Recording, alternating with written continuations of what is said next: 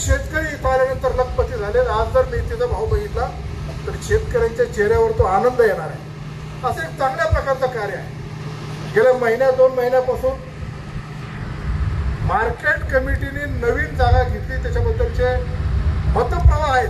त्याच्याबद्दल मला काही दुमत म्हणायचं नाही. ज्यांचा मतप्रवाह आहे त्यांनी मंत्र्यांकडे तक्रार दाखल करून तो जो व्यवहार झालाय तिथून पुढे काही करू नये म्हणून स्टे दिला. आता ते मंत्र्यांच्या कोर्टामध्ये सगळ्या गोष्टी चालतील. नियमित केलंय का नाही केलंय का.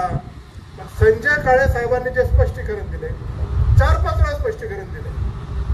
तडजोड झाली का? झाली. पणन डायरेक्टर ARDDR त्यांनी त्याच्यामध्ये सहभाग नोंदवला का? नोंदवला. टेंडर प्रोसेस राबवली का? राबवली. टेंडर प्रोसेस राबवल्यानंतर सुद्धा काही संचालकांचं म्हणणं असेल तर दुसरी जागा घ्यायची का तर ती आणा म्हण. ती जागा कितीला आणली हे त्यांनी त्यांच्या भाषणात सांगितलं. आता पणन संचालकाच्या कोर्टात जो निर्णय होईल तो सगळ्यांनी आता अंतिम मानायचा. तर त्या उलट आज मोर्चा काढला. आजचा मोर्चा शेतकऱ्यांचा नव्हता. आजचा मोर्चा एका विशिष्ट राजकीय हेतूने काही राजकीय नेते मंडळीने काढला. त्याच्यामध्ये शेतकरी बिलकुल नव्हते. ठीक आहे, मी पण नेते आहे, हे सगळे नेते मंडळी आहेत. आम्ही एखादा मोर्चा काढला आणि आम्हीच फक्त असलो तर चालणार नाही. तर सर्वसामान्य शेतकरी पाहिजे होते का? नव्हते. काय भाषणं झाली? हा याचा बाप आहे का? हा याचा पोरगा आहे का? याचे लंगोट करू का? हे करू का? याला काय अर्थ नाही. डेव्हलपमेंट काय करायचे, सुधारणा काय करायची, नेमकी तुमचा हेतू काय आहे? आज संजय काळे साहेबांनी आवाहन दिलेलं आहे. जिथं त्यांनी 7 लाख रुपये गुंठ्याने जमीन घेतली आहे तिथं शेजारी 9 लाख रुपयांनी व्यवहार सुद्धा झालेले आहेत. अजूनही ही जमीन 9 लाख रुपयाला विकली जाऊ शकते. तुम्ही म्हणतात ना 2-2.5 लाखाला आणायची, आणा.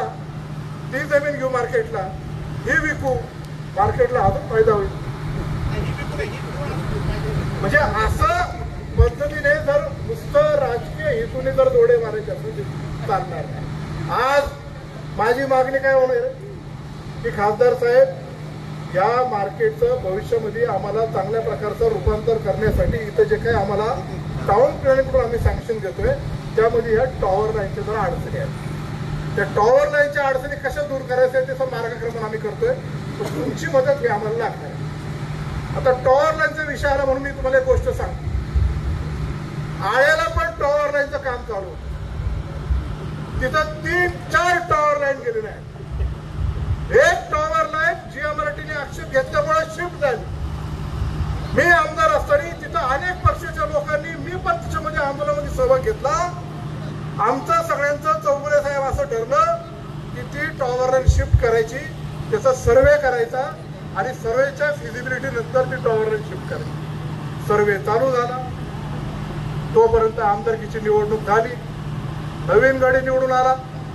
नवीन गडी तिथं जागेवर गेल्यानंतर एकदम गरम, नंतर झाला नरम.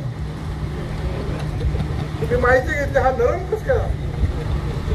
नंतर मला त्याच कंपनीने सांगितलं हा 3 कोटीत नरम झालेला आहे. असा बेशरम काही कामाचा आहे? अहो शेतकऱ्यांच्या टाळूवरचा गरम होतो आणि काही नंतर काही त्याचं भागलं का नरम होतो. असं बेशरम आपल्या तालुक्याच्या कामाचा नाही. इलेक्शनच्या आधी बिबट मुक्त झालं पाहिजे. गडी गरम होता.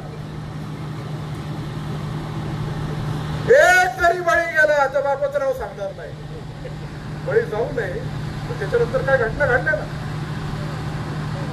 आम्ही म्हणलं का तू याच्या अवलाद नाही त्याच्या अवलाद नाही. ठीक आहे, प्रसंग आहे, तिथं परिस्थिती तशी आहे. पण आपण काय बोलतो, आधीचा गरम गडी बिबट मुक्त म्हणणारा आता उपाययोजनावर चर्चा करतोय. का रे बाबा नरम झाला? पण आता परिस्थिती तशी आहे ना, आम्ही बोलत नाही ना त्याच्यावर. काय आपण बोलतो काय, करतो काय? अहो कुठल्या इरिगेशनच्या अधिकाऱ्याकडून कुणी कुठली गाडी घेतली याचे सगळे पुरावे मी गोळा घेतले. योग्य वेळी मी ते बाहेर काढणार. 11 वर्ष खासदार साहेब तुम्ही गाडी वापरताय. 11 वर्ष खासदार असून तुम्ही गाडी वापरताय.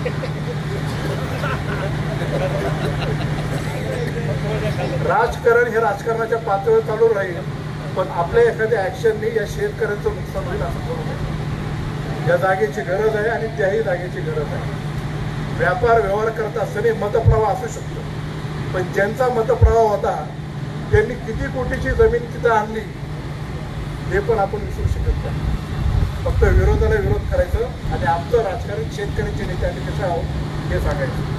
ही मार्केट कमिटी वाढत चालली आहे, ही पुढं आपल्याला मोठी करायची आहे आणि माझ्या शेतकऱ्यांच्या हितासाठी आणि त्याच्यासाठी आम्हाला कुठल्याही पातळीवर जर लढा द्यायचा राहिला तर आम्ही लढा देणार आणि शेतकऱ्यांचं भलं केल्याशिवाय आम्ही राहणार नाही. मी आज या मार्केट कमिटीमध्ये सभापती साहेब आणि तुमच्या सर्व संचालकांनी अत्यंत तातडीने हे जे शेड उभं केलं त्याबद्दल आपल्या सगळ्यांचा मनपूर्वक आभार मानतो. शेतकऱ्याला अधिकचा भाव मिळावा आणि शेतकरी समृद्ध व्हावा हाच हेतू आहे आणि त्या हेतूच्या रूपाने आपण पुढे चालत राहावं. तुमच्या पाठीमागे आम्ही भक्कमपणे उभा आहे एवढंच या निमित्ताने सांगतो. सगळ्यांचं आमचं स्वागत केलं त्याच्याबद्दल आभार, धन्यवाद.